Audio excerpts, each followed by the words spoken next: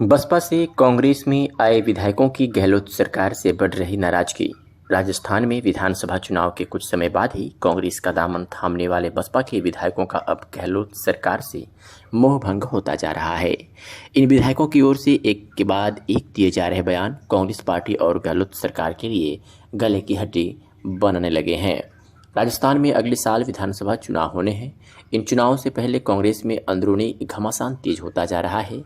मंत्री विधायक ही अपने बयानों के जरिए पार्टी और सरकार को घेरने में लगे हैं। खासतौर से बसपा से कांग्रेस में शामिल हुए विधायकों के बयान पार्टी के गले की फांस बन रहे हैं। एक के बाद एक बयान के जरिए से ये विधायक सरकार और पार्टी के लिए मुश्किलें खड़ी कर रहे हैं। सवाल उठ रहे हैं कि आखिर बसपा से कांग्रेस में शामिल विधायक इतने बेचैन क्यों हैं? क्या इनका कांग्रेस से मोहभंग होता जा रहा है या फिर ये किसी मौके की तलाश में है?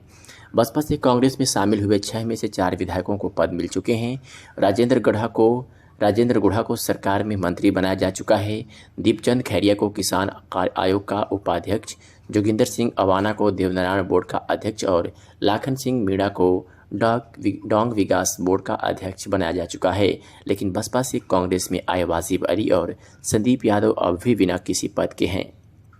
ऐसे में इन विधायकों में असंतोष है। बताया जा रहा है कि चुनाव में अब केवल 1.25 साल का ही वक्त बचा है। ऐसे में चिंता टिकट को लेकर भी है। राज्य मंत्री राजेंद्र गुढ़ा ने हाल ही में कहा था कि हम लोग कांग्रेस कल्चर में सेट नहीं हो पा रहे हैं। उन्होंने यह भी कहा कि मंत्री शांति धारीवाल का अलाइनमेंट गड़बड़ है। पिछले दिनों गुढ़ा ने यह भी कहा था कि अजय माकन ने कमिटमेंट पूरे नहीं किए।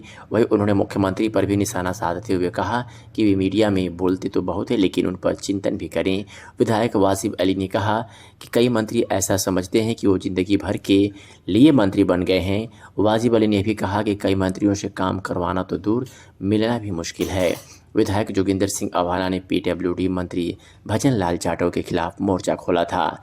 जोगिंदर सिंह अवाना ने सड़कों को क्वालिटी को लेकर सवाल उठाए थे।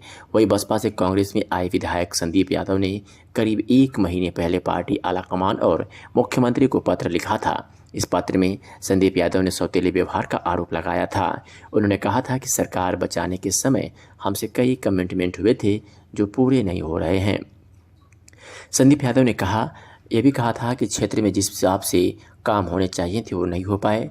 गिरिराज मलिंगा हालांकि इस बार कांग्रेस के ही टिकट पर चुनाव जीत कर आए हैं, लेकिन उन्होंने पहला चुनाव बीएसपी के टिकट पर ही जीता था। राज्यसभा चुनाव में से पहले मलिंगा ने कहा कि मुझे मायावती ने ही नेता बनाया और हम बसपा के एहसानमंद हैं। मलिंगा ने यह भी कहा कि हम एहसान फरामोश नहीं हैं और जब तक जिएंगे तब तक मायावती का एहसान मानेंगे। जानकारों के अनुसार ये बयान साफ जाहिर कर रहे हैं कि बसपा से कांग्रेस में आए विधायकों का अब मोह भंग हो रहा है और उनका फिर से बीएसपी की तरफ झुकाव हो रहा है। राजनीति के जानकार कहते हैं कि विधायकों के इन बयानों के पीछे मजबूरी के साथ ही राजनीति भी साफ नजर आ रही है। दरअसल ये विधायक कांग्रेस में अभी पूरी तरह से एडजस्ट नहीं हो पाए हैं। कांग्रेस में भी इन विधायकों का विरोध हो रहा है। वे खुद को सरकार और संगठन में मिले ओहदे तथा तवज्जो से ज़्यादा खुश नहीं हैं। इसके साथ ही उन्होंने टिकट कटने का खतरा भी सता रहा है। ऐसे में ये अभी से इतना बंदोबस्त कर लेना चाहते हैं कि कांग्रेस से टिकट कटे भी तो कम से कम बसपा से टिकट मिल सके। ब्यूरो रिपोर्ट, द पब्लिक मंच। क्या आप भी किसी पुरानी बीमारी से परेशान हैं?